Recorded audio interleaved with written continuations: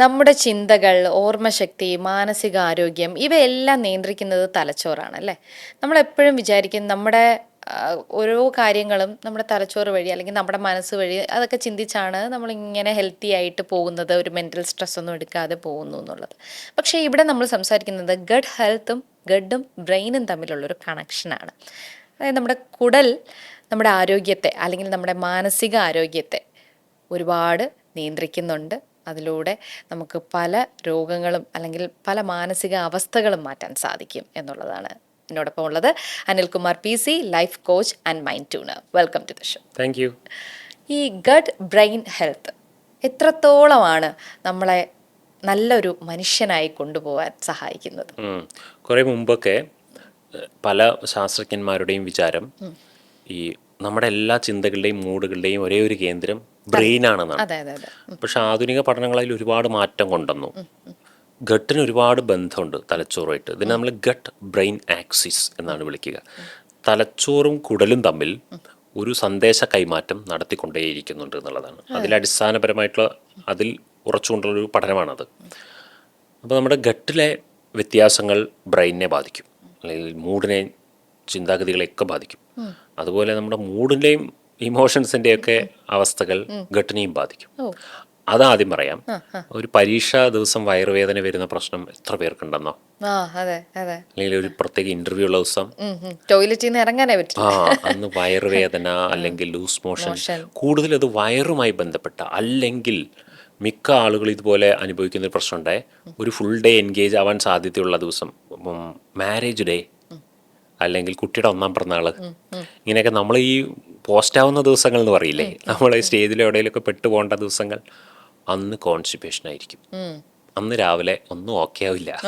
പിന്നെ അതിൻ്റെ ടെൻഷനാണ്, ഒന്ന് ശരിയായില്ല, ടോയ്ലറ്റ് ശരിയായില്ല എന്നുള്ള ചിന്ത. എന്തുകൊണ്ടാണ് ഒരു അങ്ങനത്തെ സ്പെഷ്യൽ ഡേയ്സിൽ വയറങ്ങോട്ട് അപ്സെറ്റ് ആവുന്നത്? ഇതാണ് നമ്മുടെ മൈൻഡും വയറും തമ്മിലുള്ള ബന്ധം. ഇനിയും വേറെയും ചില പ്രത്യക്ഷമായ ബന്ധങ്ങളുണ്ട് ഇത് രണ്ടും തമ്മിൽ.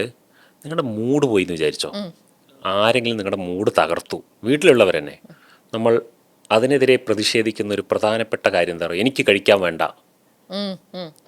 ചില ആളുകൾ അങ്ങനെയാണ്, പിണങ്ങി കഴിഞ്ഞാൽ പിന്നെ ഫുഡ് കഴിക്കാതെ പ്രതികരിക്കും. വിഷമം വന്നാൽ ഫുഡ് കഴിക്കില്ല. ആരെങ്കിലും മരിച്ചാലോ ആരെങ്കിലും വേർപെട്ട് പോയാലോ വിശപ്പ് തോന്നില്ല, നമ്മുടെ ഗട്ട് ഓഫായി പോയ പോലെ ഉണ്ടാവും. അതുപോലെ നല്ല ഹാപ്പിനെസ് ഉള്ള മൊമെന്റ്സിലൊക്കെ നമ്മൾ തിന്നോണ്ടേയിരിക്കും. കണ്ടോ? മൂഡും വയറും തമ്മിലുള്ള ബന്ധമാണത്, കുടലും തമ്മിലുള്ള ബന്ധം. ബട്ട് നമ്മൾ ഏറ്റവും കൂടുതൽ ചിന്തിക്കേണ്ട ഒരേ ഏരിയ ഉണ്ട്. നമ്മുടെ കുടലിനുള്ളിൽ ഒരുപാട് ബാക്ടീരിയകളും സൂക്ഷ്മജീവികളും ഉണ്ട്, കോടിക്കണക്കിന് ട്രില്യൺ കണക്കിന്. ഈ ജീവികൾ അവിടെ വളരുന്നത് കൊണ്ട് നമുക്ക് ഒരുപാട് ഗുണമുണ്ട്. നമ്മുടെ രോഗപ്രതിരോധ ശേഷിയെ ഇത് അഫക്റ്റ് ചെയ്യുന്നുണ്ട്. നമ്മൾ കുറെ ജീവികളെ വളർത്തുന്നുണ്ടല്ലേ? ശരിയാണോന്നറിയില്ല. ഒരു പ്രപ്പോർഷൻ ഞാനിവിടെ വായിക്കണ്ടായി. 33 ട്രില്യൺ കോശങ്ങളുള്ള മനുഷ്യ ശരീരത്തിൽ 39 ട്രില്യൺ സൂക്ഷ്മജീവികളുണ്ട്. നമ്മളുടെ ശരീരത്തിൽ ആകമൊത്തമുള്ള കോശങ്ങളെക്കാൾ കൂടുതലാണ് ആകമൊത്തമുള്ള ഇതര ജീവികൾ. വലിയൊരു ആവാസ വ്യവസ്ഥയാണ് നമ്മുടെ ഉള്ളിൽ. നമ്മുടെ കണ്ണിൽ ജീവിക്കുന്ന ജീവികളുണ്ട്, മുഖത്ത് ജീവിക്കുന്ന ജീവികളുണ്ട്. ഇപ്പം നമ്മൾ മുഖം നോക്കിയിട്ട് എന്ത് സുന്ദരമായിരിക്കുന്നു നിൻ്റെ മുഖം എന്നൊക്കെ പറയില്ലേ, ഒരു മൈക്രോസ്കോപ്പോട്ട് നോക്കിയാൽ പിന്നെ ആ മുഖത്തിൻ്റെ അടുത്തേക്ക് ആരും പോവില്ല. അത്രയും ജീവികളുണ്ട് നമ്മുടെ മുഖത്തൊക്കെ. സോ ശരീരം മുഴുവൻ ജീവികളുണ്ട്. ഇതിൽ പ്രധാനപ്പെട്ട ഒരുപാട് ജീവികൾ ജീവിക്കുന്ന, സൂക്ഷ്മജീവികൾ ജീവിക്കുന്ന സ്ഥലമാണ് കുടലും. ഈ ജീവികൾ ഉള്ളതുകൊണ്ട് നമുക്ക് ഒരുപാട് ഗുണമുണ്ട്. നമുക്ക് ചില വൈറ്റമിൻസ് ഉൽപ്പാദിപ്പിക്കുന്നത് ഈ ജീവികളാണ്. നമ്മുടെ ഡൈജഷനെ സ്വാധീനിക്കുന്നത് ഈ ജീവികളാണ്, ഡൈജഷനെ പ്രോപ്പറായി നടത്തുന്നത്. നമ്മുടെ രോഗപ്രതിരോധ ശേഷിക്ക് ഇവയുടെ ഹെൽപ്പുണ്ട്.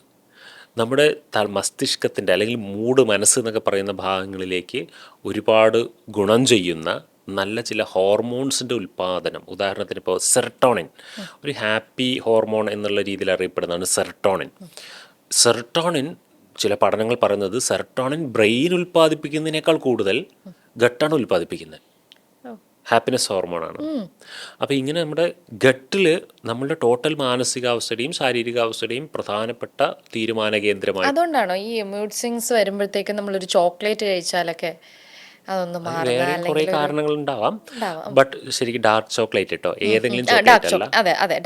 ഡാർക്ക് ചോക്ലേറ്റ് അത് എനിക്ക് തോന്നി കൊക്കോ എന്നല്ലേ അതിൽ ഉപയോഗിക്കുന്ന സാധനം. ആ സാധനത്തിന് മൂഡിനെ സ്വാധീനിക്കാനുള്ള കഴിവുള്ളത് കൊണ്ടാണത്.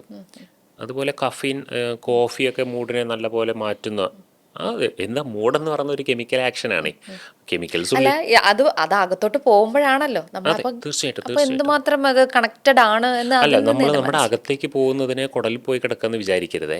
അകത്തേക്ക് പോകുന്നുണ്ടെങ്കിലും നമ്മുടെ ശരീരത്തിലെ ഓരോ കോശങ്ങളിലേക്കും അത് എത്തും. അതെത്തുന്നു. ആ, ബട്ട് കുടലിൽ മാത്രം നടക്കുന്ന പ്രക്രിയ എന്താണെന്നറിയോ? ഈ കുടലിൽ ജീവിക്കുന്ന സൂക്ഷ്മജീവികളില്ലേ, ഇത് നമ്മൾ ഗട്ട് മൈക്രോവേംസ് എന്ന് പറയും. ഗട്ടിൽ ജീവിക്കുന്ന മൈക്രോ ജീവികൾ, ഇവ നമ്മളുടെ മൂഡിനെ എങ്ങനെ സ്വാധീനിക്കുന്നു, ഇതിലേക്ക് നമുക്കൊന്ന് ചിന്തിക്കാം. അതെ. നമ്മൾ കഴിക്കുന്ന ചില ഭക്ഷണങ്ങൾ നമ്മളുടെ ഈ ജീവികൾക്ക്, സൂക്ഷ്മജീവികൾക്ക്, ബാക്ടീരിയകൾക്ക് അവർക്ക് ഇഷ്ടപ്പെടണം. അവർക്ക് ഇഷ്ടമല്ല. അവർക്ക് ഞാനതാ ഇഷ്ടമല്ല. പറഞ്ഞു വന്നത്. അതെ അല്ലേ. നമ്മൾ കഴിക്കുന്ന ചില ഭക്ഷണങ്ങൾ അവരുടെ ആവാസ വ്യവസ്ഥയെ തകർക്കും. ഉദാഹരണം, ആ, ഒരുപാട് ഷുഗറി ആയിട്ടുള്ള എന്തും അവർക്ക് ബുദ്ധിമുട്ടാണ്. ഓ. ഒരുപാട് ഉപ്പുള്ളതെല്ലാം അവർക്ക് ബുദ്ധിമുട്ടാണ്. ഇതിനേക്കാളൊക്കെ ഇമ്പോർട്ടൻ്റ് ആയൊരു സാധനം പറയാൻ വിട്ടുപോയതാ, അൾട്രാ പ്രോസസ്ഡ് ഫുഡുകളില്ലേ, അതെല്ലാം നമ്മുടെ മൈക്രോബയോംസിന് പ്രശ്നമാണ്. പിന്നെ ഈ എന്താ അതിന് പറയുക, സോഫ്റ്റ് ഡ്രിങ്ക്സ്, അത് കുടലിന് പ്രശ്നമാണ്. മദ്യപാനം മദ്യപാനം പിന്നെ പ്രശ്നമാണല്ലോ അല്ലേ. പറയേണ്ട ആവശ്യമില്ലല്ലോ. മദ്യപാനത്തിൽ എന്തോ ഒരിക്കലും ഒരു അധ്യാപകൻ മദ്യപാനത്തിലൊരു പുഴുവിനെ മദ്യത്തിലിട്ടിട്ടേ അത് പെടഞ്ഞു മരിക്കുന്ന കുട്ടികൾക്ക് കാണിച്ചു കൊടുത്തത്രേ. എന്നിട്ട് കുഞ്ഞുങ്ങളെ ഇതിൽ നിന്ന് എന്ത് മനസ്സിലായി എന്ന് ചോദിച്ചപ്പോൾ കുഞ്ഞുങ്ങൾ പറഞ്ഞു, മദ്യപിച്ച വയറിനകത്തുള്ള പുഴുക്കളൊക്കെ ചത്തുപോകും എന്ന് മനസ്സിലായി. എന്തായാലും മദ്യപാനം ബാധിക്കും, ഉറപ്പാണ്. അതൊരു സാനിറ്റൈസർ ആണല്ലോ മദ്യം. ശരി, വിഷയത്തിലേക്ക് വരാം. അതായത് ഈ ചില ഫുഡ് നമ്മളുടെ ഈ ആവാസ വ്യവസ്ഥയെ തകർക്കുന്നതാ. ചില ഭക്ഷണങ്ങൾ ഇവരെ വളരാൻ, ഈ പോസിറ്റീവായിട്ടുള്ള നമുക്ക് ഗുണം ചെയ്യുന്ന ഇത്തരം സൂക്ഷ്മജീവികളെ വളർത്തുന്നതാ. അതേതൊക്കെയാണെന്നറിയോ? ധാരാളം പഴങ്ങളും പച്ചക്കറികളും നമ്മൾ കഴിക്കണം. നമ്മുടെ ഭക്ഷണം പൊതുവെ ഈ ചോറ് കൂടുതൽ ഉണ്ണുകയും ഉപ്പേരി, കറി, വെജിറ്റബിൾസ് കുറവ് കഴിക്കുകയും ചെയ്യുന്ന ഒരു കൾച്ചറുണ്ട്. അത് ഞാൻ എപ്പോഴും വിമർശിക്കാറുള്ളൊരു കൾച്ചറാണ്. കുറച്ച് കോസ്റ്റ്ലിയാണ് നമ്മൾ വെജിറ്റബിൾസും ഫ്രൂട്ട്സും ചോറിനേക്കാൾ കഴിക്കണം എന്നുള്ളതാണ്. അപ്പോൾ നിറയെ വെജിറ്റബിൾസും ഫ്രൂട്ട്സും കഴിക്കണം, നിറയെ പയറുവർഗ്ഗങ്ങൾ കഴിക്കണം, കടലപ്പയറുവർഗ്ഗങ്ങൾ കഴിക്കണം. അതുപോലെ തന്നെ വിത്ത് സാധനങ്ങളൊക്കെ ഉണ്ടല്ലോ, നമ്മൾ ഈ മൈക്രോ ഗ്രീൻസ് ഒക്കെ സീഡ്സ് ഒക്കെ കഴിക്കുക നല്ല പോലെ, അത് നല്ല ഗുണം ചെയ്യും. പിന്നെ ഈ ഒമേഗ 3 ഒക്കെ അടങ്ങിയിട്ടുള്ള ഫിഷ്, അതിന് വലിയ കാര്യമൊന്നുമില്ല, മത്തി ഏറ്റവും കൂടുതൽ ഒമേഗ 3 ഉള്ള ഫിഷാണ്. ഇത് കഴിക്കുക. പിന്നെ വെളുത്തുള്ളി, സവാള, ഇതിലൊക്കെ നല്ലപോലെ ഈ നമ്മുടെ വയറിന് ആവശ്യമുള്ള സാധനങ്ങളാണത്. പിന്നെ അത്ര അങ്ങോട്ട് ചുട്ട് കഴിഞ്ഞാൽ വ്യത്യാസം വരുമെങ്കിലും പുളിപ്പിച്ച മാവ് കൊണ്ടുണ്ടാക്കുന്ന ഭക്ഷണങ്ങൾ, അത് പൊതുവെ പറയാറുള്ളതാണ് ഈ കൂട്ടത്തിൽ. ദോശ, ഇഡ്ഡലിയൊക്കെ അതൊക്കെ പുളിപ്പിച്ച സാധനം, ഫെർമെൻ്റ് ആക്കിയ സാധനങ്ങളല്ല. ഇത്തരം സാധനങ്ങളൊക്കെ നമ്മുടെ തൈര് വെരി ഇമ്പോർട്ടൻറ്റ്. ഞാൻ ലാസ്റ്റ് അതിനെ മാറ്റി വെച്ചതാ, എടുത്തിങ്ങോട്ട് പറഞ്ഞു. ഇതൊക്കെയാണ് നമ്മളുടെ ഈ വയറിനുള്ളിലെ ഈ പ്രക്രിയകളെ ഈസിയാക്കുന്നത്. ആൻഡ് തൈര്, അതാണ് ഇനി എനിക്ക് പറയാനുള്ളത്. തൈര്, കേട് എന്ന് പറയുന്നത് നമ്മളൊരു ചില ആളുകൾക്ക് എനിക്ക് കേട് ഇഷ്ടമല്ല, എനിക്ക് കേട് ഇഷ്ടമാണ്, ഇങ്ങനെ പറഞ്ഞു കേട്ടിട്ടുണ്ട്. ഇത് ഇഷ്ടാനിഷ്ടം നോക്കരുത്. നമ്മളിത് എല്ലാ ദിവസവും ഒരു നിശ്ചിത എമൗണ്ട് കഴിക്കുന്നത് നല്ലതാണ്. അതിന് ഏതെങ്കിലും ഡോക്ടേഴ്സിൻ്റെ ഗൈഡൻസിൽ തൈര് കഴിക്കരുത് എന്നൊരു ഓപ്ഷൻ ഉണ്ടെങ്കിൽ മാത്രമേ അത് കഴിക്കാതിരിക്കുക. അല്ലാത്ത എല്ലാവരും റെഗുലർ ബേസിൽ തൈര് കഴിക്കണം. പിന്നെ വളരെ ശ്രദ്ധിക്കേണ്ട ഒരു കാര്യമുണ്ട്, ഡോക്ടറുടെ പ്രിസ്ക്രിപ്ഷനോടെ അല്ലാതെ സ്വന്തം ഇഷ്ടത്തിന് ഒരിക്കലും ആൻറ്റിബയോട്ടിക്സ് ഒന്നുമായി കഴിക്കരുത്. ഓൾറെഡി കിട്ടില്ല, ഇപ്പം നിയമമൊക്കെ അങ്ങനെ ആയിട്ടുണ്ട്. ഒരിക്കലും നമ്മൾ ചില ആളുകൾ പോയിട്ട് പനിക്കുള്ള ഗുളിക ഇങ്ങനെയൊക്കെ പറഞ്ഞ് തലവേദനയ്ക്കുള്ള ഗുളിക ഇങ്ങനെയൊന്നും കഴിക്കരുത്. ഇതെല്ലാം നമ്മുടെ ഗട്ടിനെ നശിപ്പിക്കുന്ന സാധനങ്ങളാണ്. ഇങ്ങനെ നമ്മൾ നമ്മുടെ ഗട്ടിലുള്ള ആവാസ വ്യവസ്ഥയെ നശിപ്പിച്ചാൽ, എന്തെങ്കിലും ഭക്ഷണ പദാർത്ഥങ്ങൾ കൊണ്ടോ മരുന്നുകൾ കൊണ്ടോ ഒക്കെ അതിന് കേടുവരുത്തി കഴിഞ്ഞാൽ അത് നെഗറ്റീവ് എഫക്റ്റ് ഉണ്ടാക്കും നമ്മൾക്ക്. നമ്മുടെ ഗട്ടിന് പല പ്രശ്നങ്ങളും വരും. ഗട്ട് അപ്സെറ്റ് ആയി കഴിഞ്ഞാൽ മൈൻഡ് അപ്സെറ്റ് ആവും. ഒരു നല്ല മനസ്സ് കൊണ്ടു നടക്കണമെന്ന ആഗ്രഹമുള്ള വ്യക്തി ആദ്യം എന്താ ചെയ്യേണ്ടതെന്ന് എന്നോട് ചോദിച്ചാൽ, ഒരു നല്ല വയറ് കൊണ്ട് നടക്കുക എന്ന് ഞാൻ പറയും. നമ്മുടെ വയറ് കാം ഡൗൺ ആയിരിക്കണം. നമ്മുടെ വയറ് എരമ്പിക്കൊണ്ടിരിക്കുക, നമ്മുടെ വയറ് സ്റ്റക്കായിരിക്കുക, നമ്മുടെ വയറ് വീർത്ത പോലെ ഇങ്ങനെ ഭയങ്കര വെയിറ്റുള്ളൊരു സ്ഥലമായിട്ട് ഫീൽ ചെയ്യുക, അസ്വസ്ഥതകൾ, അത് ആദ്യം പരിഹരിക്കണം. കാര്യമായിട്ട് നിങ്ങളുടെ വയറിനൊരു പ്രശ്നമുണ്ടോ, അസിഡിക് പ്രോബ്ലങ്ങളോ മറ്റോ കാണുന്നുണ്ടോ, ഗ്യാസ്ട്രോഎൻട്രോ പ്രശ്നങ്ങളുണ്ടെങ്കിൽ പ്രോപ്പറായി ട്രീറ്റ്മെൻറ്റ് ചെയ്യണം. വയറൊരു ചില്ലറ സ്ഥലമല്ല. ഒരു ചെടിയുടെ ടോട്ടൽ, ആ ചെടിയുടെ പ്രസരിപ്പും ആ ചെടിയിലെ കായും ഇലയും അതിൻ്റെ എല്ലാ ഭാഗവും ഓക്കെ ആയിരിക്കണം എന്ന് വിചാരിച്ചോ, അതിന് നമ്മൾ വർക്ക് ചെയ്യുന്നത് എവിടെയായിരിക്കും? വേരിലായിരിക്കും. അതെ, വേരിൽ കൊണ്ടിട്ട് കൊടുക്കുന്ന സാധനമാണ് ഇവിടെ കാണുക. കാണുക. നമ്മുടെ വേരെവിടെ അറിയോ? മനുഷ്യന് വേരില്ലേ? ഉണ്ട്. എവിടെയാണ്? അതല്ല, കുടലിൻ്റെ ഉള്ളിലാണ് വേര്. അതെ, അതല്ല ഗട്ട്. അവിടെയാണ്, അതാണ് വേര്. അപ്പം നമ്മൾ വേരിലിട്ട് കൊടുക്കുന്ന വളത്തിൻ്റെ ക്വാളിറ്റി അനുസരിച്ചിരിക്കും ബാക്കി നമ്മളെന്ന വൃക്ഷം. അപ്പം നമ്മുടെ വേരെന്ന് പറയുന്നത്, നമ്മൾ ചെടിച്ചട്ടിയിൽ വളർത്തുന്ന ഒരു ചെടി പോലെ, നമ്മുടെ ചെടിച്ചട്ടി കുടലാണ്, അതിനും താങ്ങിക്കൊണ്ട് നടക്കുകയാണ് നമ്മൾ. നമ്മുടെ ചെടിച്ചട്ടി ഉള്ളിലാണ്. നമ്മൾ ബേസിക്കലി ഒരു പ്ലാന്റാണ്. സോ നമ്മൾ ഉള്ളിലേക്ക് ഇട്ട് കൊടുക്കുന്ന സാധനങ്ങൾ ശ്രദ്ധിക്കുക. സോ ഇന്ന് ശ്രദ്ധിക്കേണ്ട കുറച്ച് കാര്യങ്ങളൊന്നും കൂടെ റിപ്പീറ്റ് ചെയ്യാണ്. Ultra processed food, doctor prescription ഇല്ലാത്ത എല്ലാ ആൻറ്റിബയോട്ടിക് എല്ലാം പ്രശ്നമാണ്, പക്ഷേ അത്യാവശ്യ ഘട്ടത്തിൽ മാത്രം അത് ഉപയോഗിക്കുകയെന്ന് ഞാൻ ഉദ്ദേശിച്ചത്. അതുപോലെ തന്നെ മദ്യം പോലെയുള്ള സാധനങ്ങൾ, അതുപോലെ ജങ്ക് ഫുഡ്, ശീതള പാനീയങ്ങൾ, അമിതമായ ഷുഗറും അമിതമായ ഉപ്പും, ഇതൊക്കെ ഈ ഗട്ട് ഹെൽത്ത്. ഈ മദ്യം ബാധിക്കുന്നത് മൈൻഡിനെ അല്ലേ? ആണ്. അത് മദ്യത്തിലെ പ്രോപ്പർട്ടി മൈൻഡിനെ ബാധിക്കുന്നു. പക്ഷേ മദ്യത്തിലെ ആ സ്പിരിറ്റ് എന്ന് പറയുന്നത് വയറിനകത്ത് പോയി എന്ത് ചെയ്യുന്നു എന്നുള്ളത് കുടിക്കുന്നവർ ചിന്തിക്കാറുണ്ടോ? അത് തലച്ചോറിനെ എഫക്റ്റ് ചെയ്യുന്ന അതിൻ്റെ വേറൊരു പ്രോപ്പർട്ടി, പക്ഷേ കുടലിനെ എഫക്റ്റ് ചെയ്യുന്ന വേറൊരു പ്രോപ്പർട്ടി ഉണ്ടാവുമല്ലോ. അതാണ് ശ്രദ്ധിക്കേണ്ടത്. ഞാൻ ഇത്രയും പറഞ്ഞ സാധനങ്ങൾ ഭക്ഷണത്തിൽ വളരെ ശ്രദ്ധിക്കുക, കുറയ്ക്കുക. പിന്നെ ഈ പറഞ്ഞ സാധനങ്ങൾ, തൈര്, നിറയെ വെജിറ്റബിൾസ്, സീഡ്സ്, സവാള, വെളുത്തുള്ളി, മത്തി പോലെയുള്ള, മത്തി അയല പോലെയുള്ള മീൻ, ഫിഷ് ഐറ്റംസൊക്കെ നല്ലപോലെ ഉൾപ്പെടുത്തുക. ഇതെല്ലാം നമ്മുടെ ഗട്ട് ഹെൽത്തിനെ നല്ലപോലെ ഇമ്പ്രൂവ് ചെയ്യും.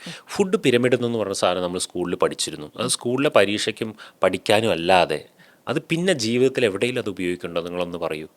ഫുഡ് പിരമിഡ് ഫോളോ ചെയ്യുന്ന എത്ര പേരുണ്ട്? ഹ്യൂമൻ ബീയിങ്ങിന് ഫുഡ് പിരമിഡ് എന്നൊരു കോൺസെപ്റ്റ് ഉണ്ടാക്കിയിട്ടുണ്ട് നമ്മുടെ ഹെൽത്ത് ഡിപ്പാർട്ട്മെൻറ്റ്. അതെങ്ങനെയാണ് ഫുഡ് കഴിക്കേണ്ടത്? അതിൽ ഇത്ര ശതമാനം ധാന്യങ്ങൾ, ഇത്ര പോലെ വെജിറ്റബിൾസ്, ഇത്ര മീറ്റ്സും ഫിഷും മറ്റും, ഇത്ര മുട്ട, ഇത്ര പാലുൽപ്പന്നങ്ങൾ, ഇങ്ങനെ പോകുന്നുണ്ട്. ഷുഗറും ഉപ്പുമാണ് ഏറ്റവും മേലെ കൊണ്ടുവച്ചിരിക്കുന്നത്. അത് തീരെ കഴിക്കാൻ പാടില്ലാത്തതെന്ന് പറയും. ഇതൊക്കെ ഫോളോ ചെയ്ത് കഴിഞ്ഞാൽ ഗട്ട് ഹെൽത്ത് ഓക്കെ ആവും. ഇനി അഥവാ ഗട്ട് ഹെൽത്ത് വീക്ക് ആണെന്നുണ്ടെങ്കിൽ ഒരു ഡയറ്റീഷ്യനെ, ഫിസിഷ്യനെ കണ്ടത് വേഗം സോൾവ് ചെയ്യണം.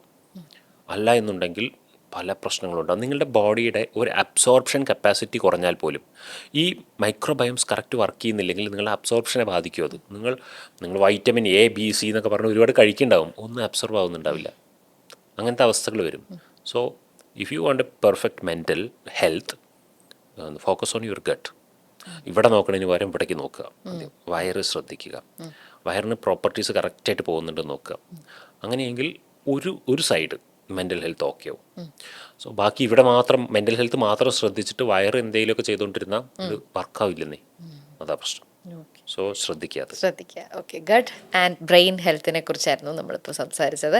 എനിക്ക് തോന്നുന്നു ഇത് കുറച്ച് ഹെൽത്ത് ആയിട്ട് അല്ലേ, എപ്പോഴും നമ്മൾ സംസാരിക്കുന്ന വിഷയങ്ങളിൽ നിന്നും കുറച്ചുകൂടി വ്യത്യസ്തമായിട്ട് ഹെൽത്തുമായിട്ട് ബന്ധപ്പെട്ടുള്ളൊരു വിഷയമായിരുന്നു. എനിക്ക് തോന്നുന്നു നമ്മളെ സ്നേഹിക്കുന്ന അല്ലെങ്കിൽ സാറിൻ്റെ വേർഡ്സ് എപ്പോഴും കേൾക്കുന്ന ആളുകൾക്ക് ഇത് കുറച്ചുകൂടി ഗുണം ചെയ്യും. അതുകൊണ്ട് തന്നെ മറ്റൊരു കണ്ടന്റുമായിട്ട് വീണ്ടും എത്താം. Thank you sir. ബൈ.